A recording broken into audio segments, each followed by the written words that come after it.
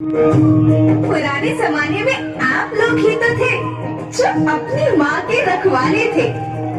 आप लोग प्राकृतिक खेती करते थे। आप जानते थे कि प्राकृतिक खेती परंपरा भी है, जरूरत भी है, और फिर हमारे सभ्यता में तो प्रार्थना भी धरती कल्याण की है। ओम द्यो शांति, अंतरिक्ष शांति, पृथ्वी शांति, औषधया शांति, वनस्पतया शांति। ओम शांति, ओम शांति, ओम शांति। सबका कल्याण हो।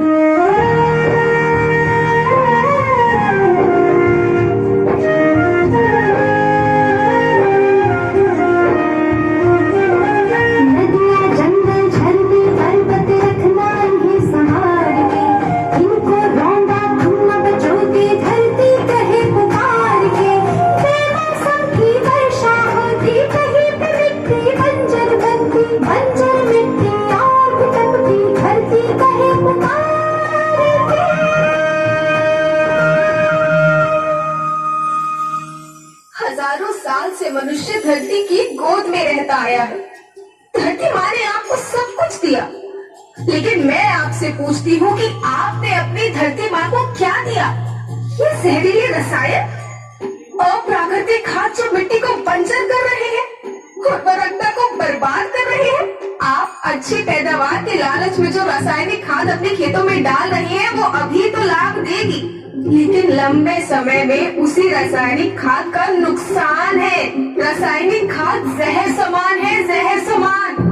और तो और फसल में पानी की खपत भी बढ़ गई है, जिससे खेती की लागत बढ़ रही है और पानी का स्तर जमीन के काफी नीचे जा रहा है।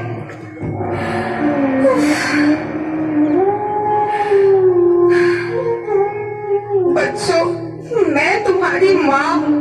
मैंने तुम्हें सुख से जीने के लिए पर्याप्त साधन दिए हैं, पर तुम्हारी लालच की पूर्ति के लिए नहीं दिए। ऐसा लगता है कि थोड़ी सी अधिक पैदावार और अपने लालच के लिए आप सब अपनी अगली पीढ़ी, अपने बच्चों के भविष्य के बारे में सोचना ही भूल गए हैं। सोचो, क्या तुम अपने बच्चों को ऐसे खेत देना चाहते हो जो बंजर हो?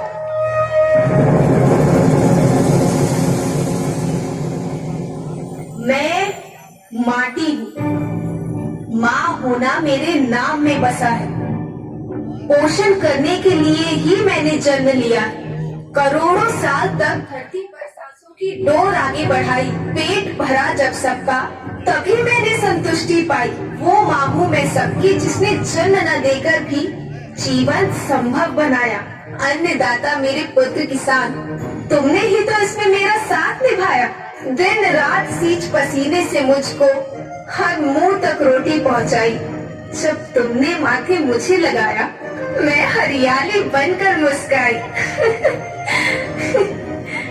याद रखना, मिट्टी बंजर होने से और धरती के नुकसान से किसी एक देश, एक द्वीप, एक समाज या एक धर्म का नुकसान नहीं है, बल्कि सभी का है, क्योंकि सभी आपस में बंधे हैं। धरती की श्रृंखला टूटी, माला टूटी, सब बिखर जाएंगे, सब खत्म हो जाएंगे।